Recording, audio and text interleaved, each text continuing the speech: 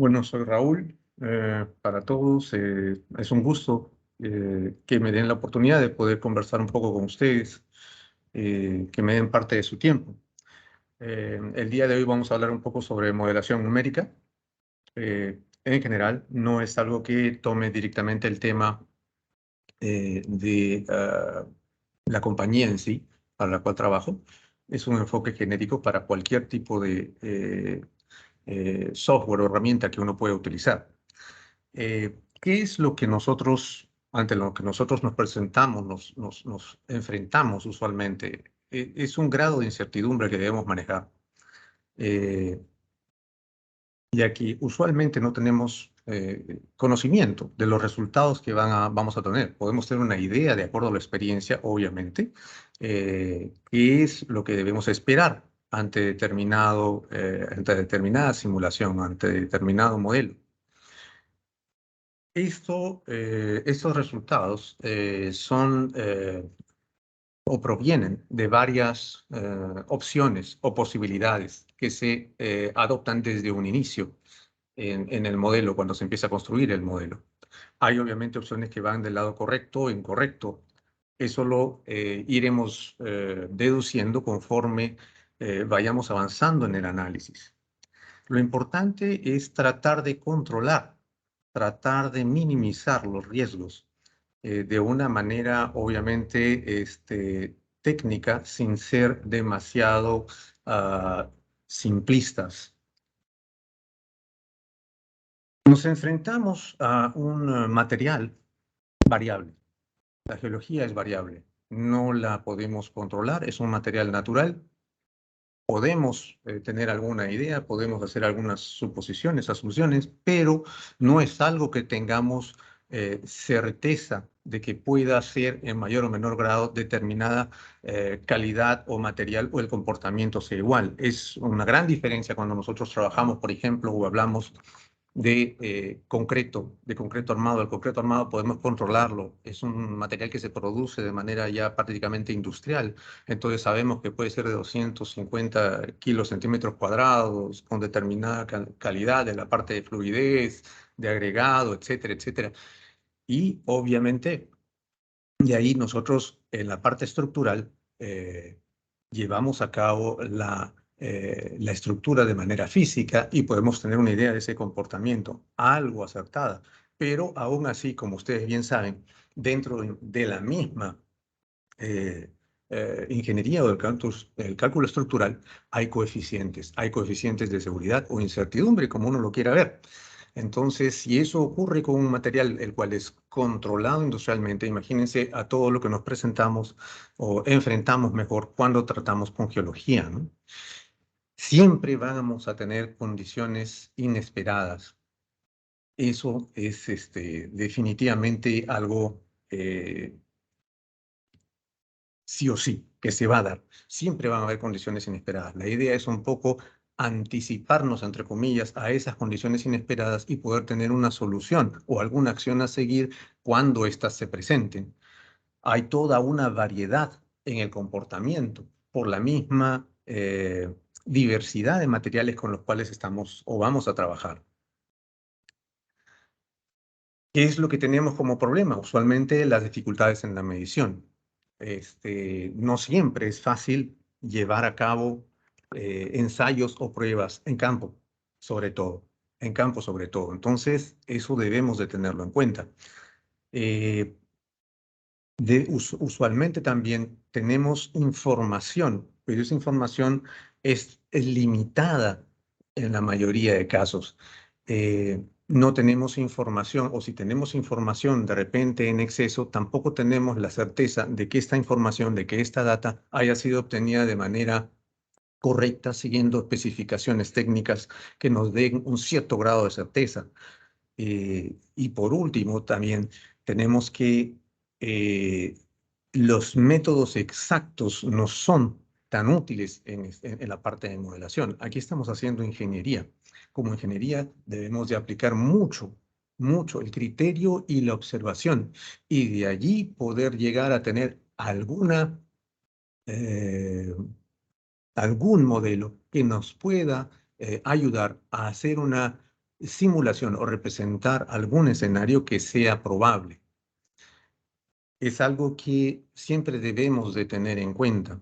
Esto no, al modelar no vamos a poder modelar exactamente todo lo que tenemos en la realidad. No, es una representación la que vamos a hacer y eso lo vamos a ver un poco más adelante. Usualmente, ¿qué pasa? Hay dos partes aquí. Está el ingeniero junior, el que recién empieza, y el ingeniero senior. El ingeniero junior usualmente no tiene experiencia y el ingeniero senior obviamente ya tiene un recorrido. El ingeniero junior se siente cómodo con todas las herramientas informáticas últimas, pero el ingeniero senior está más a gusto con programas que ya conocen de tiempo atrás. El ingeniero junior tiene una falta de conocimiento práctico, obviamente, porque recién está saliendo. Y el ingeniero senior está acostumbrado a resolver problemas simples y complicados en el día a día. El ingeniero junior requiere que se le guíe con preguntas y condiciones claramente definidas. Usualmente el ingeniero senior dispone de muy poco tiempo para explicar y llegar al detalle que ese ingeniero junior necesita para realizar un modelo. Allí empieza un poco el problema a la hora de obtener finalmente un modelo numérico.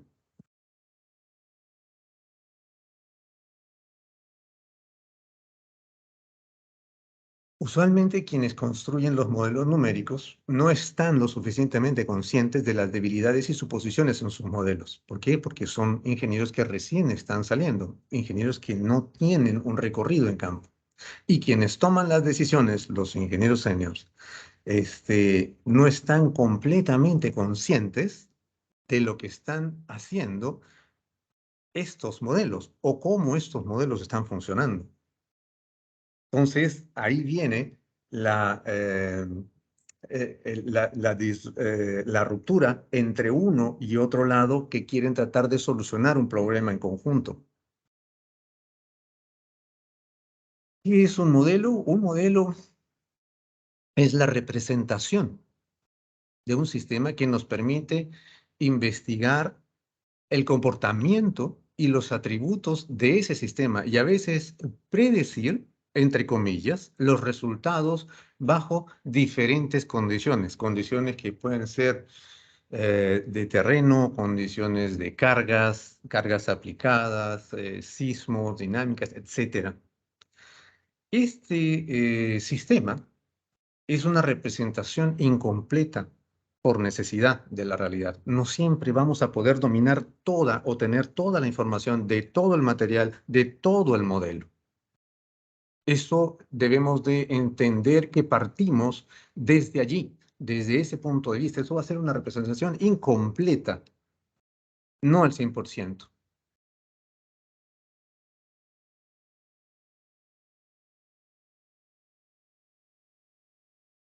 Por lo tanto, el modelo se convierte en una herramienta que nos permite explorar problemas y soluciones. No resuelven, estas herramientas, estos modelos no resuelven problemas en sí mismos o por sí mismos. Estos resultados pueden ser, o estos modelos, perdón, estas herramientas pueden ser usadas hábilmente para resolver problemas. La idea es esa. El computador es el que tiene que hacer el trabajo pesado, los cálculos repetitivos. Y nosotros somos los que vamos a poner el criterio, la creatividad para llegar a una solución o a la propuesta de una solución entre muchas diferentes opciones para implementar finalmente al proyecto. Siempre, en un modelo, siempre es mejor tener aproximadamente la razón que estar exactamente equivocado.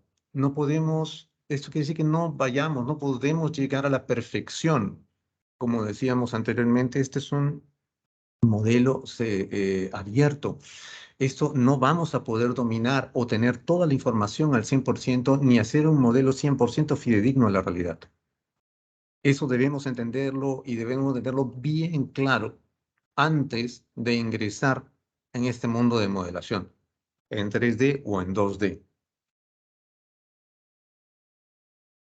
Desde allí, modelar se convierte en un arte. Es un arte. Está guiado por el entendimiento del problema, por la experiencia, y la mejora, y mejora con la práctica y la experiencia. Esto es así, pero tiene que haber, obviamente, un trabajo en equipo entre los que hacen el modelo, los que construyen el modelo y los que finalmente tienen que interpretar esos resultados.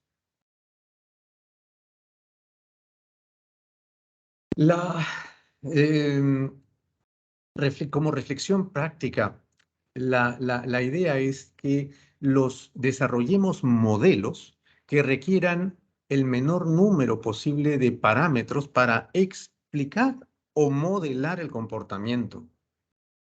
Debemos evitar la complejidad innecesaria de un modelo o en un modelo. Debemos emplear también enfoques que sean lo más directo posible. Como decía Guillermo de Ockham, siempre debe optarse por una explicación en términos del menor número de variables. Ante esto, más adelante vamos a ver también algunas consideraciones. Pero dentro de este contexto, la idea es que el modelo debe ser algo sencillo, relativamente hablando, que se pueda explicar a sí mismo.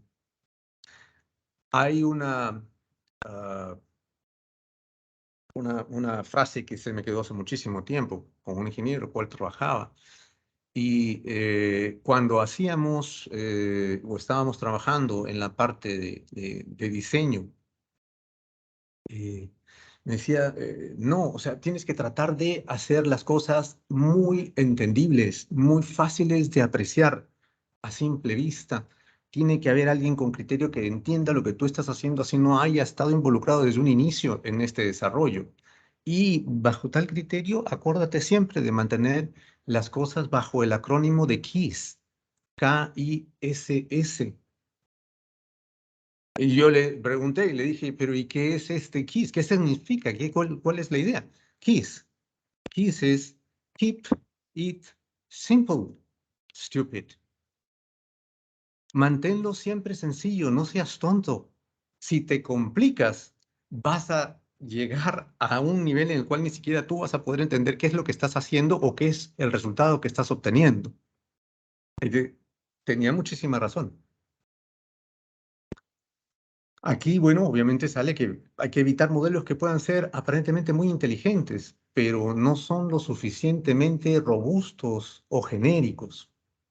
Los modelos se deben explicar a sí mismos, deben ser entendibles.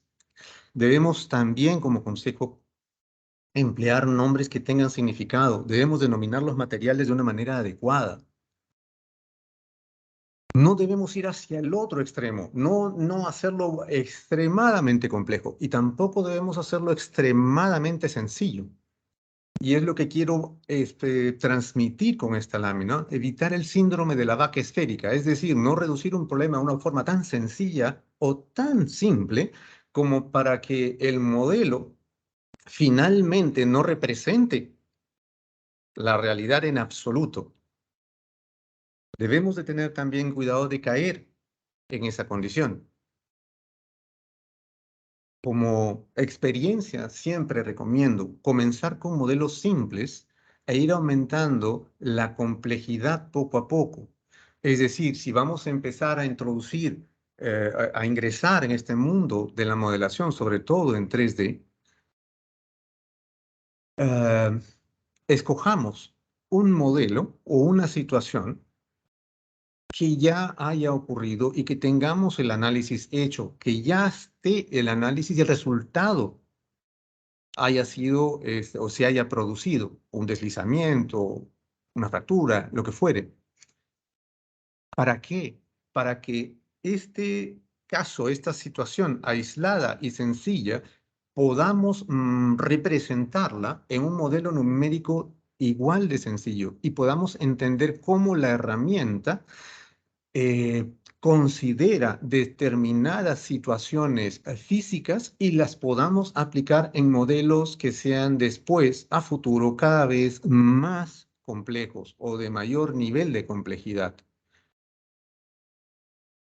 Es un poco lo que se dice aquí. ¿Por qué debemos empezar con modelos simples? Porque esto facilita la comprensión de las interacciones entre los datos de entrada del modelo, los componentes y los resultados finalmente. De esta manera vamos a obtener que el comportamiento del modelo se va a hacer cada vez más evidente. Y en la medida en que podamos irlo mejorando o modificando, va a representar más la realidad o los resultados obtenidos anteriormente. De esa manera vamos a estar seguros de que lo que estamos haciendo está por el camino correcto. ¿Qué pasa con modelos complejos? Demasiados datos de entrada, muchas suposiciones, demasiados detalles, muchas variables que controlar. Esta complejidad hace que la comprensión del problema sea reemplazada por una fe ciega, es decir, debemos de admitir que es así, no lo entendemos, simplemente lo admitimos y punto. Entonces no llegamos a comprender qué es lo que está pasando. En ese caso, el modelo ya se convierte, como dice aquí, en una caja negra que finalmente, de manera misteriosa, salen números y resultados al final que nadie va a comprender. Y no sabe ni siquiera si tiene lógica o no, porque probablemente ni siquiera tiene el apoyo de alguien con experiencia o con criterio al costado como para decirle, oye, esto no sirve para nada. En ese caso, el modelo, en vez de esclarecer, confunde, complica, no nos ayuda. Y esa no es la idea. Siempre hay que emplear reglas o modelos simples para decidir cómo responder a los cambios y condiciones imprevistas que siempre se van a presentar en un proyecto. Siempre. La idea es esa, que la simulación que vayamos a hacer sea sobre un modelo simple o sencillo y que nos dé una idea hasta dónde es que debemos llegar con determinada situación y qué es lo que podríamos aplicar. Lo que tenemos es una gran cantidad de datos de ingreso, pero la recomendación es enfocarse en datos importantes o relevantes, establecer prioridades, como se dice aquí. Hay que establecer prioridades. El enfoque, de repente, a primera vista puede parecer ineficiente. De hecho, ineficiente para cualquier medio porque esto es algo no cerrado, es un sistema no cerrado. Pero esta simpleza es mucho más eficiente ante cualquier o ante una gran variedad de entornos, sobre todo cuando se trata de cambios imprevistos a lo largo del proyecto. Y esa es la idea de que nos ayude un modelo numérico que tenga esa sencillez, esa simpleza y que pueda ser entendible y los datos rápidamente comprensibles y analizados. Un enfoque simple es obviamente más fácil de que, o más probable de que se anticipe los riesgos y que nos muestre rápidamente cuáles son los ajustes necesarios. Cuanto menos tiempo dediquemos a hacer predicciones individuales, más tiempo vamos a tener para poder pensar y reaccionar ante la situación inesperada que se nos está presentando. Debemos de comprender el modelo, el comportamiento físico que se lleva a cabo en ese sistema de manera general y también entender el comportamiento físico de los elementos que lo componen. Debemos de conocer cuáles son las condiciones de frontera, si son fijas completamente, si están influenciadas por gravedad o no, si están influenciadas por infiltración, por algún tipo de cargas, etcétera. Debemos determinar esos tipos de carga. Debemos determinar los materiales y vamos a representarlos también. Y la geometría tiene que ser una geometría adecuada, una geometría que no sea complicada, compleja, que sea simple, sencilla y que nos pueda ayudar a poder tener un resultado o alguna simulación que nos dé una idea del resultado final. Para empezar esto, necesitamos definitivamente tener un hardware adecuado. No podemos estar en el mundo de 3D, modelación en 3D, si es que no tenemos un hardware adecuado. La geometría, ya hemos hablado, tiene que ser una geometría sencilla, no extremadamente compleja. ¿Cómo vamos a trabajar? Desde modelos sencillos a modelos cada vez más complejos, para poder ir entendiendo cómo es que la herramienta va funcionando y cómo está considerando las condiciones de campo. De esta manera vamos a poder optimizar el tiempo invertido, ya que si tenemos un hardware que no es el adecuado o una geometría compleja y un modelo extremadamente complicado, esto nunca va a dar resultados. Jamás. Y va a ser una experiencia completamente frustrante. Siempre el modelamiento se realiza bajo restricciones, que en este caso es tiempo y recursos informáticos, o el hardware, ¿no? RAM, CPU, la velocidad, etcétera. La cantidad siempre de trabajo útil que se puede realizar es limitada, ya que siempre nos están pidiendo tener una respuesta ya para hoy o, como se dice en campo, para ayer, porque eso es lo que se produce, lo que sucede en el campo. Esa es la realidad. No vamos a tener el tiempo de que vamos a hacer un modelo y para poder computar ese modelo y tener una simulación necesitamos esperar 15 o 20 horas o 24 horas de cómputo para tener una simulación. No, eso no sirve. Esa no es la idea. Esa no es la idea. El desarrollo de modelos simples pero realistas nos permite realizar un análisis de sensibilidad en tiempos adecuados.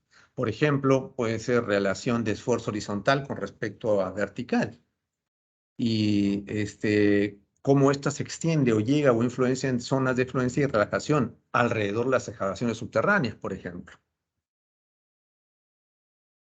Se requiere una simplificación en el análisis. Por ejemplo, si el interés está centrado en investigar el desempeño de un sostenimiento determinado, profundidad de emplotamiento, capacidad de arranque, diámetro, etcétera, hay que aplicar supuestos simples y ejecutar análisis que no sean pues dinámicos inicialmente, pueden ser análisis estáticos. Siempre, y es muy importante, seleccionar un modelo de material constitutivo que represente lo más realista posible el desempeño del material para modelar correctamente las cargas, por ejemplo, de sostenimiento. Podríamos modelar un material para representar las deformaciones. Ok, pero esto es muy importante. Representar, hallar un material, la constitución del material, que representa realmente el comportamiento lo más aproximado que tenemos en campo. Cuando hagamos el modelo y empleemos modelos, por ejemplo, elementos finitos, hay que siempre tener en cuenta que debemos refinar las mallas solo en áreas de interés, no en todo el modelo, porque 100% usualmente no nos interesa todo el modelo, nos interesan determinadas áreas. Las demás tendrán o se les asignará otra densidad de mallas para poder simplificar el cálculo, acortar el tiempo y tener más opciones, el tiempo de cómputo y tener más opciones de simulación. Ya lo decíamos, empezar con una geometría simple, un talud de este tipo, por ejemplo. Ir a una geometría más detallada, ya con un par de ángulos en el talud. Y luego desarrollar ya en detalle, como podría ser un talud ya natural con condiciones de carga. Hay que ir desde lo más sencillo hacia lo más complejo, no empezar desde acá, porque si no, la experiencia va a ser completamente frustrante, no van a poder tener ningún resultado, ningún software les va a dejar avanzar más allá de la geometría y no van a poder conseguir obtener el resultado que estaban esperando. Como recomendación, siempre es bueno tener un proceso de verificación y validación del modelo. Esto es efectivo para desarrollar modelos numéricos, pueden ser geomecánicos, confiables, que faciliten las predicciones. Esto nos permitirá tomar decisiones acertadas. ¿Qué es la verificación? Es el proceso para determinar si la implementación del modelo, es decir, la construcción del modelo, representa con precisión las ideas conceptuales. ¿Cuál es el comportamiento que ha querido plasmar el usuario, así como las especificaciones en el modelo mismo? En otras palabras, la verificación debe responder a la pregunta: ¿construí el modelo correctamente? ¿Es esto lo que quiero? Y la validación es el proceso para determinar el grado de exactitud que ese modelo representa al mundo real desde el punto de vista del modelo que hemos construido. Entonces, esto es importante, verificar y validar. ¿Cuál es el objetivo de este proceso de V&D? Cuantificar el nivel de concordancia entre los datos de campo reales, las predicciones del modelo y el nivel de precisión del mismo, para ver si realmente lo que hemos construido, lo que estamos representando, realmente corresponde o responde en un mayor o menor grado a lo que está sucediendo en el campo. Este proceso de D&D nos va a garantizar que exista un modelo válido para una simulación confiable. Es decir, que los resultados que obtengamos finalmente de esa simulación o simulaciones puedan ser realmente útiles. El proceso de B&B de los modelos y la simulación de resultados deben complementarse. Esto es así. Tiene que haber una concordancia entre uno y otro para que estemos realmente eh, tranquilos o seguros de que lo que estamos haciendo en el computador está representando en mayor grado o menor grado lo que está sucediendo en el campo. Lo que hablábamos hace un rato, debido a la naturaleza de la roca, la validación completa de los modelos numéricos en geomecánica es imposible, porque son sistemas cerrados. Hay muchas variables, las cuales no se pueden incluir o capturar en un modelo. Esto podría aumentar la complejidad a tal grado que los costos para el cómputo serían extremadamente elevados, además de que el tiempo que se tendría que invertir en realizar este modelo sería excesivamente largo. Además de que una vez que estuviera construido, después viene el reto de mantener actualizado ese modelo día a día. Eso es lo que muchas veces también la gente no toma en cuenta.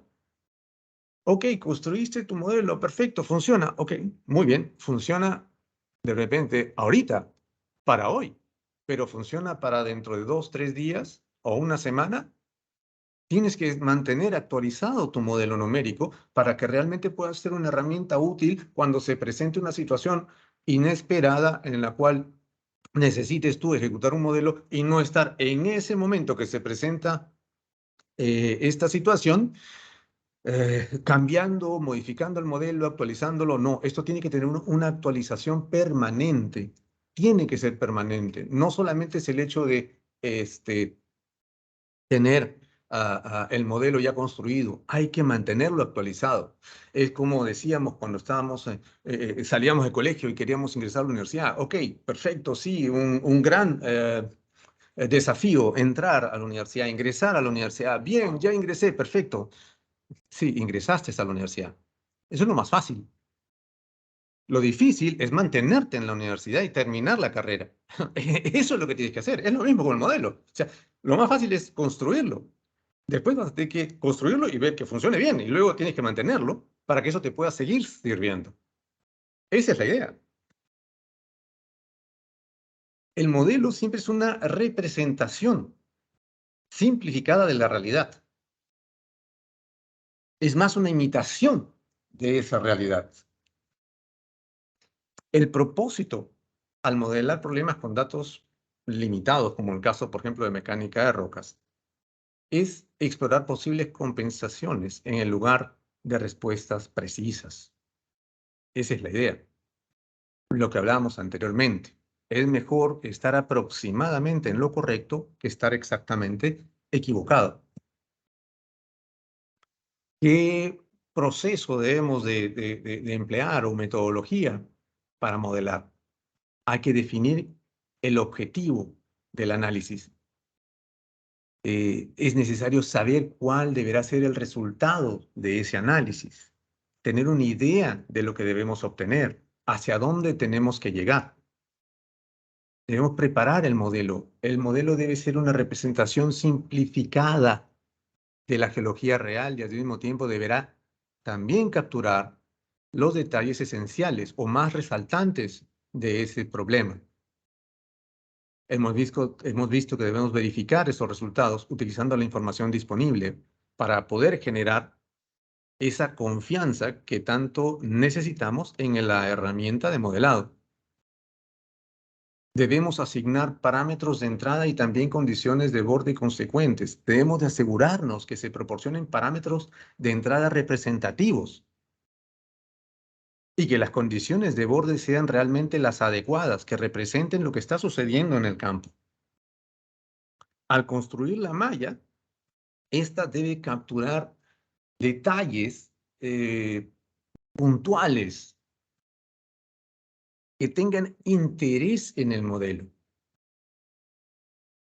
Debemos de ejecutar y verificar, es decir, comparar resultados con mediciones y observaciones de campo. Esto es muy importante. Esto nos va a llevar después a hablar también sobre monitoreo. Esto nos va a permitir recalibrar el modelo. Esta ejecución y verificación nos va a permitir recalibrar el modelo si es necesario para que coincida con las mediciones de campo. Para introducir modificaciones, ya sea en la parte geométrica, en la parte de material, que realmente nos lleve a representar o a simular lo que está sucediendo en campo. Debemos de interpretar adecuadamente los resultados, lo cual requiere experiencia y conocimiento por parte del usuario. Por ejemplo, cuando hablamos de condiciones de borde, la proximidad, por ejemplo, de los bordes externos en un modelo o dominio, esa cercanía a la excavación influye definitivamente en los resultados. Tenemos que tener en cuenta esto. Generalmente, los movimientos de la malla cerca del borde deben ser muy pequeños o insignificantes para que las restricciones de borde no influyan en los resultados. La influencia va a depender de los materiales, la forma de excavación, las cargas que actúan sobre las excavaciones y la naturaleza de las condiciones de entorno.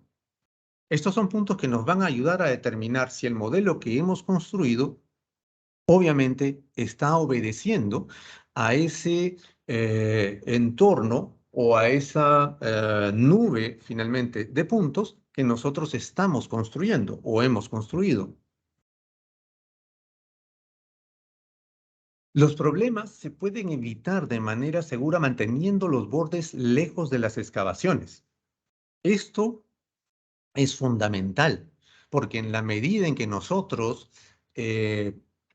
peguemos esos bordes a las excavaciones, vamos a rigidizar, por ejemplo, o impedir el movimiento en determinada dirección. Y quizás eso no es lo que estemos representando o querramos representar. Entonces, aquí lo que vemos es que esto va a aumentar considerablemente el tiempo de cómputo debido al aumento en el número de elementos cuando alejamos esos bordes.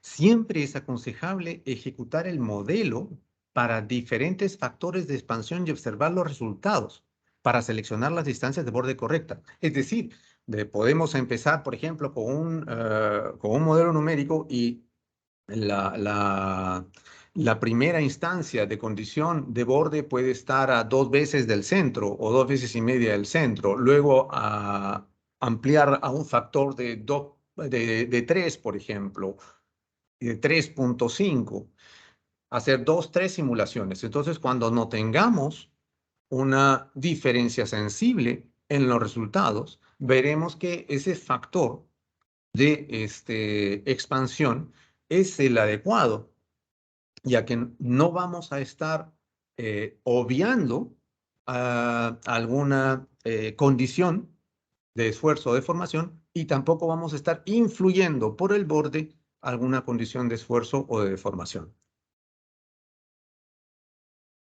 En cuanto al mallado, bueno, sabemos que cuanto más fina es la malla, más refinados son los resultados, pero esto tiene un doble filo.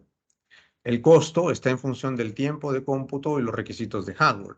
Se recomienda siempre adoptar progresivamente de una malla más gruesa a una más fina hasta que los resultados entre dos análisis consecutivos no sean significativamente diferentes. Y esto, recordando algunas láminas atrás, debe ser el refinado de la malla en zonas de interés, en las zonas que nosotros querramos analizar un poco más en detalle qué es lo que va a suceder, no en todo el modelo. Finalmente, cuando tengamos los resultados, debemos de verificar la coherencia o consistencia de los mismos. Por ejemplo, si tenemos nodos rígidos en condiciones de borde, pues estos deben de tener cero desplazamientos. Debemos siempre invertir tanto tiempo comprobando y analizando los resultados como en la preparación de los datos y de la geometría.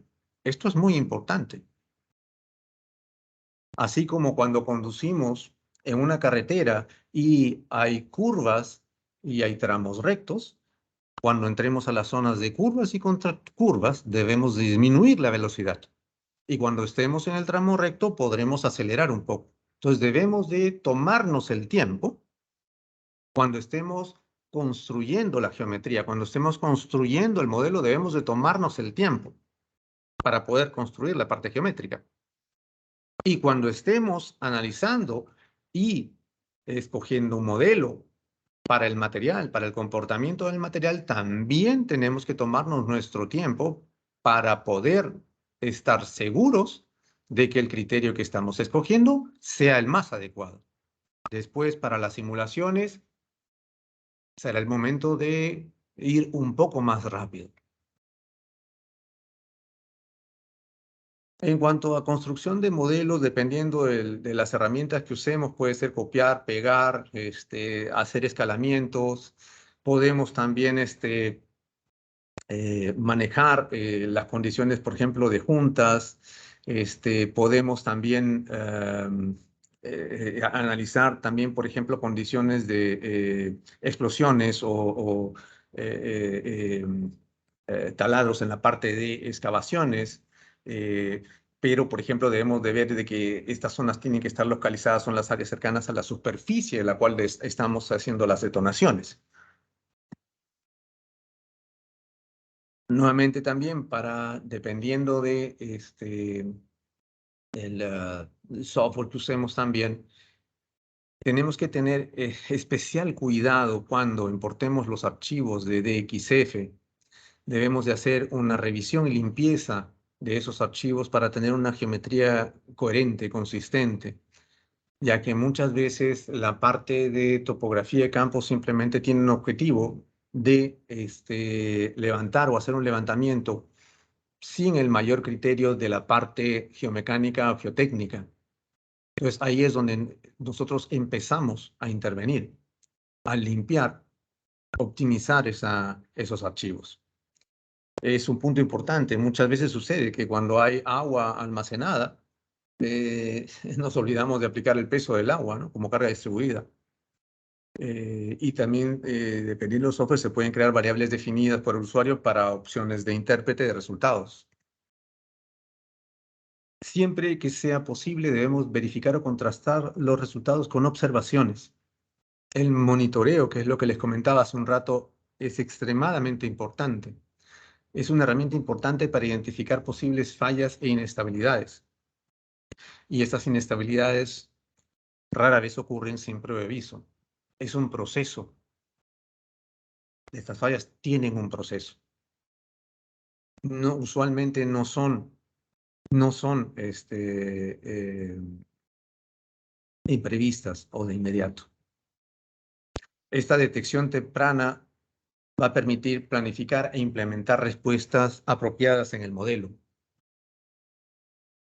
¿Cuáles son esas señales? Usualmente la formación y ensanchamiento de grietas de tensión, aumento en la variación de movimientos en la pared, desplazamientos a lo largo de discontinuidades en la superficie, abultamientos en la superficie, enrollamiento o raveling de la roca, aumento de la filtración de agua, explosiones de roca y eyección, el bursting, por ejemplo.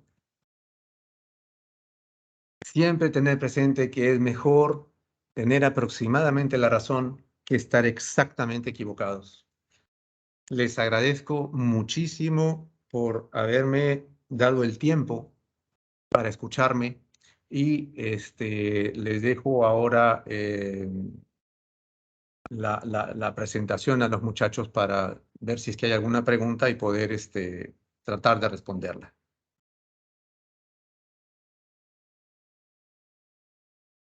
Ingeniero. Sí, ¿qué tal? Claro, Muy didáctica. buena presentación. Gracias por sus consejos, observaciones y datos que van a ser importantes para nuestra vida como estudiantes y en laboral. Y tenemos ciertas preguntas que han dado el público espectador, como nosotros también teníamos preparadas algunas. Tenemos una que es de un participante del Congreso, que es: ¿cómo se estima o calcula la confiabilidad de un modelo numérico? Fundamentalmente, eso va en función a la verificación, validación y verificación del resultado. La fiabilidad de un modelo radica en qué tanto se está acercando a la representación que quiero llevar a cabo. El monitoreo es una gran herramienta que se complementa con esto. Tiene que haber un monitoreo siempre para poder corroborar. Y el monitoreo, hay diferentes instrumentos para monitorear. Hay una gran variedad de instrumentos y opciones actualmente. Se puede, por ejemplo, tener la opción de, si estamos monitoreando un talud, por ejemplo, optar por contratar servicios de compañías que brinden monitoreo por satélite con tecnología INSAT. Eso lo podemos incorporar en nuestro modelo y podemos ver si es que esas imágenes y datos que se obtienen a través, por ejemplo, del monitoreo satelital, coinciden con la probabilidad de falla que hemos calculado, o qué tan lejos o qué tan cerca está esa falla del monitoreo, ya que allí es donde va a verse qué tan certero, qué tan válido es el modelo que hemos construido. Pero no hay que olvidarse de que siempre hay que empezar con modelos simples, sencillos, de casos que hayan pasado anteriormente, de los cuales ya sepamos el resultado de antemano. Debemos de empezar con eso para poder entender cómo la herramienta considera, cómo la herramienta piensa ese modelo. Eso es muy, muy importante. Pienso que quizás si hay alguna otra pregunta.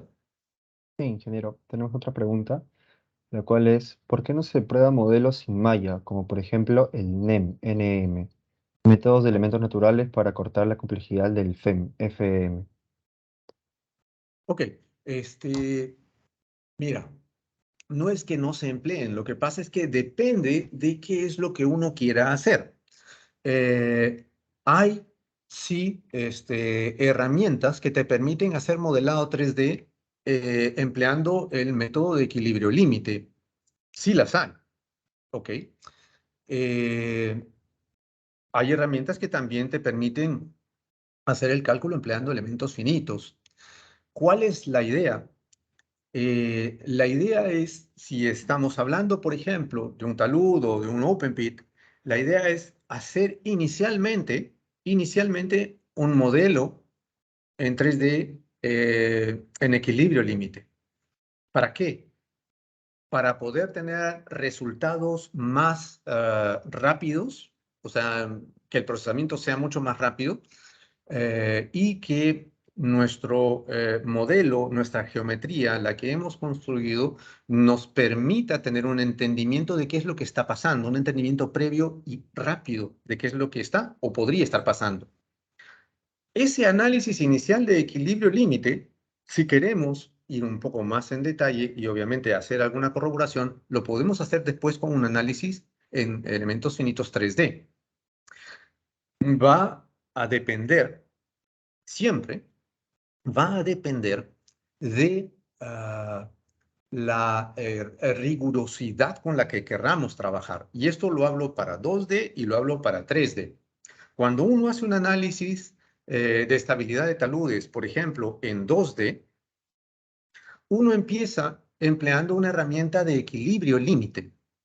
Usualmente es así. ¿Por qué? Porque es más sencillo, porque es más rápido, requiere de repente menos información para meter al modelo. Y el procesamiento es mucho más acelerado. Pero, si estamos hablando, por ejemplo, de un análisis determinístico, vamos a obtener un factor de seguridad y vamos a obtener una superficie de falla. Pero ese mismo modelo tiene que ser corroborado mediante un análisis de elementos finitos. ¿Por qué? Porque cuando nosotros hacemos ese análisis en elementos finitos, lo que vamos a obtener no va a ser una superficie de falla, sino va a ser un mecanismo de rotura. Es un área. Y esa área deberá contener a esa superficie inicialmente obtenida por un análisis determinístico. Y el factor de seguridad que obtuvimos con ese análisis determinístico deberá ser muy similar al equivalente en elementos finitos del factor de seguridad, el cual se obtiene a través de un análisis de reducción del esfuerzo al corte, es decir, el Shear Strength Reduction Factor. Tendrán que ser similares, no iguales, muy similares, sí. Entonces, para un análisis de estabilidad de taludes, son dos caras de una misma moneda. Podemos empezar con uno de equilibrio límite en 2D y uno elementos finitos 3D. Se corrobora, encajan, nuestro análisis procede. Lo mismo sucede en 3D. Podemos empezar con un análisis de equilibrio límite 3D y esa misma geometría después llevarla a una herramienta de elementos finitos en 3D, poder obtener ese mecanismo de rotura y un equivalente al factor de seguridad con el SSR. Esa es la idea. Espero haber respondido la pregunta. Sí, sí la respondió. Y tenemos otra aparte más preguntas, una que es de parte de René García, el cual dice que si consideraría que dentro de los cursos de pregrado se imparta la materia de mecánica de suelos del estado crítico, para que sea una introducción a los modelos de comportamiento mecánico, para luego saltar a la modelación mucho más avanzada. Pues mira, la respuesta obviamente tendría que ser mientras que más conocimientos tengamos del tema en el cual nos vamos a desarrollar, bienvenido sea. Usualmente Exacto. es al revés. Tratan de cortar contenidos para hacer más rápido y tener menos tiempo. En la medida que tengamos más conocimientos, es mucho mejor, definitivamente, ¿no? Ojalá fuera así. Ojalá con la exposición de hoy cambie, ingeniero. Esperemos que sí. Al menos la idea es esa, ir poco a poco, trayendo el tema de discusión. La idea es esa, traer el tema de discusión, el tema ponlo sobre la mesa y hablemos, discutamos, compartamos ideas. Yo puedo estar equivocado, o sea, no poseo la verdad, me puedo equivocar en todo o en parte, pero por lo menos la idea es empezar, poner el tema sobre la mesa, discutirlo y ya. Tenemos otra consulta de Ariana Carrillo y dice, buenas noches, ingeniero. Me gustaría saber qué parámetros de entrada son necesarios para la modelación en el programa Rockfall 3. Este programa cuenta con una actualización permanente, como usted menciona. Bueno. Este, claro, aquí nos salimos un poquito del tema y ya vamos a la parte, quise mantenerlo siempre, la presentación siempre quise mantenerla sobre la parte técnica exclusiva, no meter nada de la parte comercial o la compañía con la cual yo trabajo, ¿no? Rockfall es una herramienta desarrollada por nosotros, es para el cálculo de probabilidad de caída de rocas, de trayectorias, ¿no? Pues hay varios datos que habría que analizar allí, que habría que introducir allí, pero yo en todo caso quisiera discutirlo con Ariana en otro momento, no aquí, para no sesgar hacia la parte comercial lo que estamos hablando. Está bien, entonces, ingeniero, tenemos la pregunta de William Talavera, que es el que nos pregunta si quisiera saber qué oportunidades tuvo en maximizar la eficiencia en proyectos debido a programas virtuales. ¿Qué oportunidades tuve? Sí, bueno, muchas veces hubieron muchas oportunidades. El problema es que siempre te encuentras con gente que está acostumbrada a hacer las cosas de una manera. Y cuando viene alguien y le dice, podemos hacerlo también de esta otra manera, y de repente es mejor, te dicen no. Y tú le dices, pero ¿por qué no? Y generalmente te responden, porque siempre se hizo así. Entonces, oportunidades hay. Depende de nuestra persistencia, nuestra tenacidad, nuestra insistencia en hacer esto, porque muchísimas veces me cerraron muchísimas puertas, muchísimas puertas. Me gané muchos problemas también, definitivamente. Pero pienso yo que al final valió la pena. Al final, el resultado me fue mucho más satisfactorio. Me siento mucho más contento conmigo mismo, habiendo insistido en algo por lo cual yo siempre creí que debía ser de una u otra manera, ¿no? Ok. Tenemos otra pregunta. Dice, buenas noches, ingeniero. Quisiera preguntarle cómo decidir entre un modelo numérico 2D y 3D. Pues mira, mi consejo sería, eh, dependiendo del proyecto, de la obra, iría yo siempre por un 3D. ¿Por qué? Digamos que estamos modelando un túnel, que puede ser una excavación minera, puede ser un túnel vial o un túnel ferroviario. Lo estamos modelando. Eh, si nosotros vamos a hacer un análisis 2D, debemos de tener en cuenta algunos aspectos muy importantes. Cuando uno opta por un análisis bidimensional, asume o se asume que esa sección 2D, esa sección, es el centro de luz de lo que estás analizando. Es decir, que de esta sección hacia el infinito adelante de la pantalla y hacia el infinito hacia atrás de la pantalla no cambia. Es constante. ¿Ok? Es constante. No va a cambiar. No va a cambiar en geometría. Tampoco va a cambiar en material. Y va a ser la misma geología. Eh, y esto, pues sabemos que no es tan cierto. No es así, porque trabajamos con un material que es completamente variable, completamente heterogéneo, muchas veces impredecible, se podría decir. Eh, pero por allí alguien me dice, ok, pero por ejemplo en una presa yo tengo el material que estoy construyendo, el dique es un material bajo cierto control granulometría, control de humedad, etcétera, etcétera. Y voy construyendo, voy compactando y voy haciendo el dique, ¿no? Y el dique es homogéneo, el dique es, sí, correcto, pero ¿cómo haces, por ejemplo, para simular los extremos, ¿no? El empotramiento en los extremos?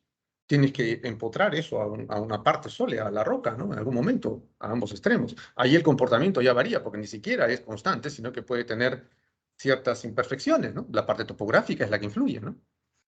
Entonces, allí, ¿qué vas a tomar en 2D? No sabes mucho acerca de eso. Es preferible entrar de frente en un modelo 3D que es mucho más sencillo de construir un dique, porque va a ser generalmente homogéneo, va a tener cierta simetría también, ¿no? Y cuando lleguemos a los extremos, también simularemos esa zona de contacto, ¿no? Con las condiciones de material. Una vez que tenemos ese modelo en 3D, podemos obtener secciones de ese modelo a las distancias que nosotros querramos y el software las va a poder analizar de una manera automática. Porque lo único que vas a tener que hacer una vez que tienes tu modelo, con el mouse vas a poder seccionar, vas a poder sacar y vas a poder ejecutar algo en 2D si es que así lo deseas, corroborar algo.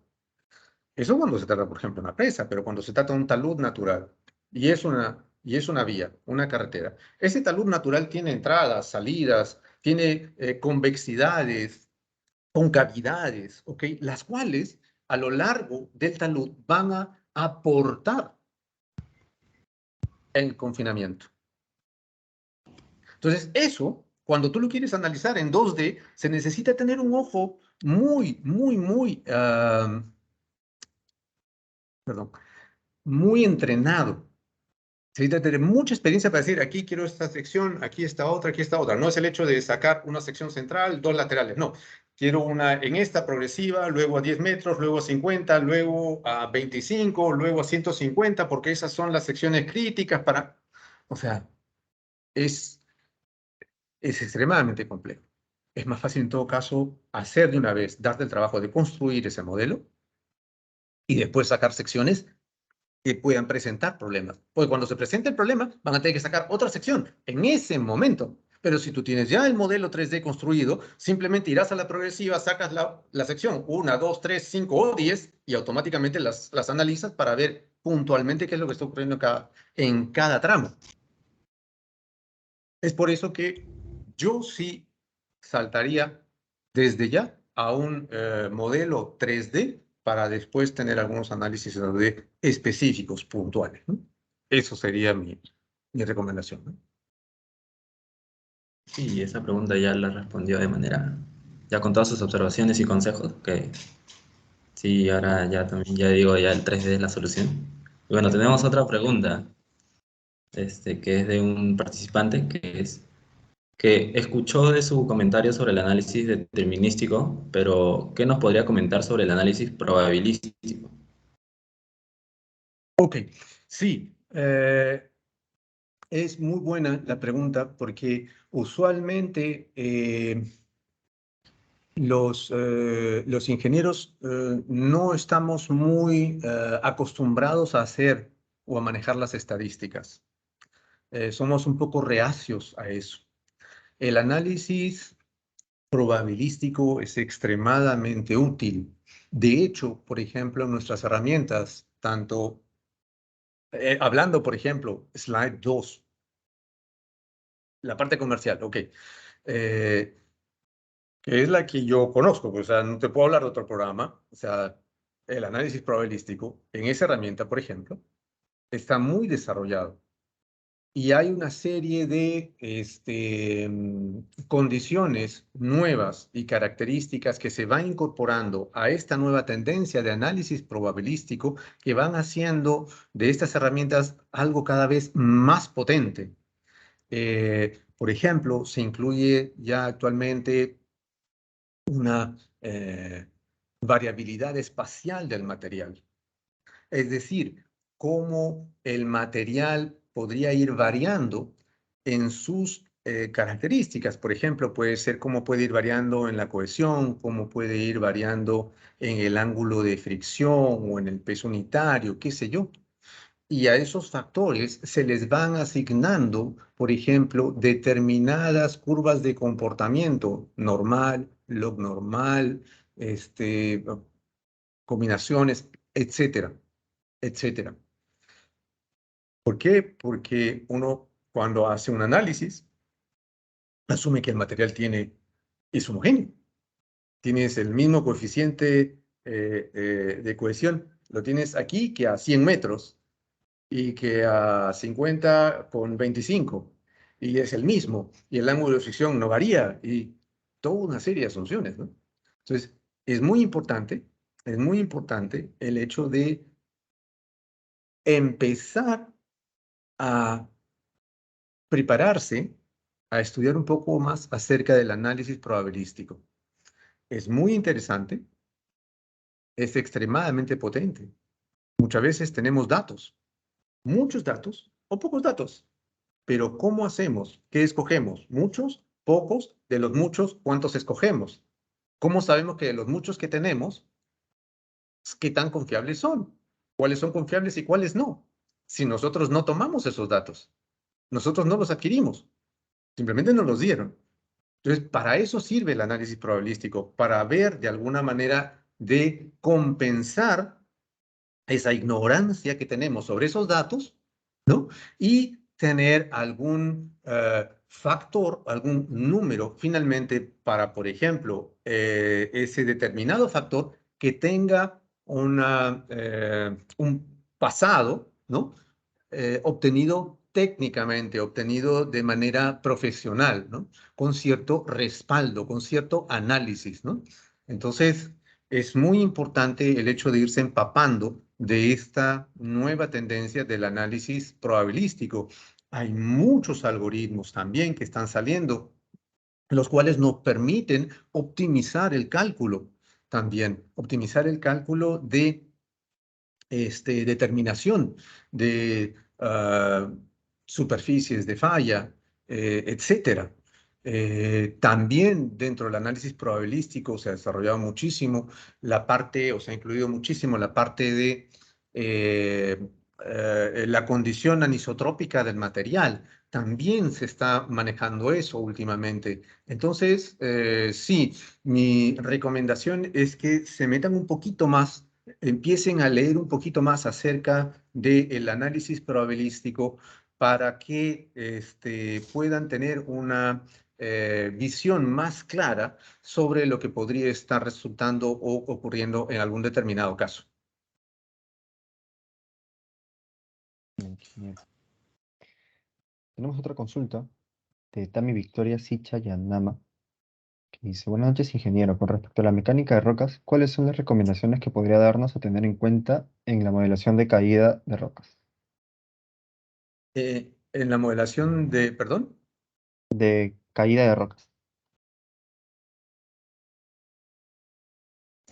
Ah, pues bueno, regresamos un poquito a esto, pero vamos a enfocarlo.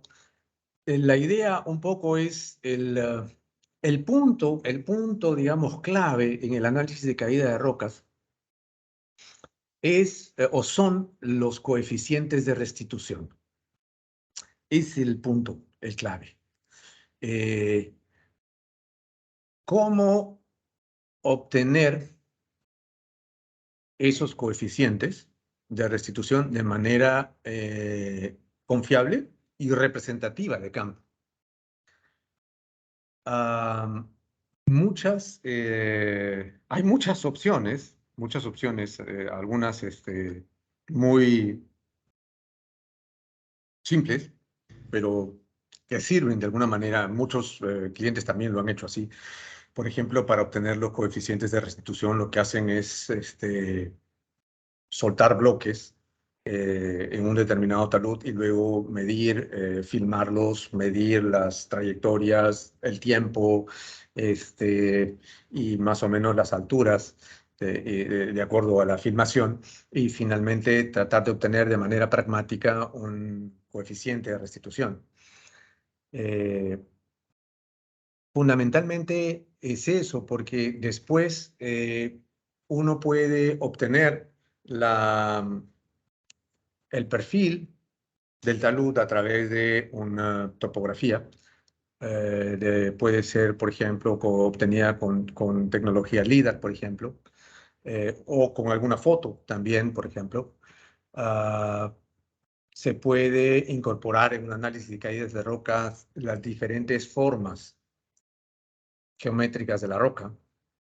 Se puede introducir ya ahora, por ejemplo, diferentes puntos de caídas para ver las trayectorias de las rocas. Pero, por ejemplo, dentro de lo que es el análisis de caídas de rocas, se está desarrollando, por ejemplo, ya la condición de que cuando un grupo de partículas empiezan a caer, caen sobre un talud y luego chocan y se disgregan, cuántas partes se disgregan, cómo se disgregan y cuáles son las otras trayectorias, ¿no? Entonces, hay digamos, hay todavía bastante camino por recorrer en ese tipo de análisis. Como te digo, mi principal preocupación sería acerca de los coeficientes de restitución en este momento. En este momento. Los coeficientes de restricción. Entonces, tenemos otra pregunta del participante Edwin Sánchez, que primero empieza agradeciendo su presentación y las recomendaciones que ha dado, ya que son Gracias a vitales ustedes por el para tiempo. mejorar nuestros modelos. Y Edwin quería consultarle por el estado de la práctica del modelado de suelos no saturados y si Ok. considera necesario aplicar un modelo orientado a dicho medio, o sería suficiente con caracterizar al suelo con la SWCC para obtener resultados confiables para un análisis acoplado. Es la curva de la retención de agua. Correcto, yo no entraría todavía en ese campo, no está tan desarrollado. Lo que yo haría sería tratar de simular una condición de una manera mucho más pragmática para poder tener una idea de qué es lo que pase ante esa condición de material. Los softwares al momento no están entrando, en general, las herramientas informáticas de la parte geotécnica no están entrando en ese campo a fondo. No hay tanto, como se dice, no hay tanto material por cortar de allí. Sí, podría ser continuar con el método ahí tradicional, asignar como dice la persona que está preguntando, el uso de ese parámetro y, bueno, continuar con el análisis como se está haciendo. Prescindir en este momento de un apoyo muy grande o un apoyo de mayor envergadura por parte de software, ¿no? Es un poco lo que yo podría opinar al respecto, ¿no? Listo, mi ingeniero. Ahí empezamos con la última pregunta que se lo va a decir Franklin. Sí. La última pregunta. Ingeniero, buenas noches. ¿Un análisis de mejoramiento del suelo por columnas de gravas es posible en un modelo 2D? Un análisis, perdón. Análisis de mejoramiento de suelo por columnas de gravas. ¿Es Ok. posible en un modelo 2D? Ah, ¿qué se puede hacer? Sí, se puede hacer, definitivamente. Pero, pero, hay que tener en cuenta de que, como yo les dije hace un rato, cuando es un análisis bidimensional, ¿qué pasa? Estoy asumiendo que esto se repite infinito hacia allá, infinito hacia atrás. Entonces, si es una columna de grava, no va a ser una columna de grava, va a ser todo un muro de grava el que estamos analizando. ¿Ok? Porque es un análisis bidimensional.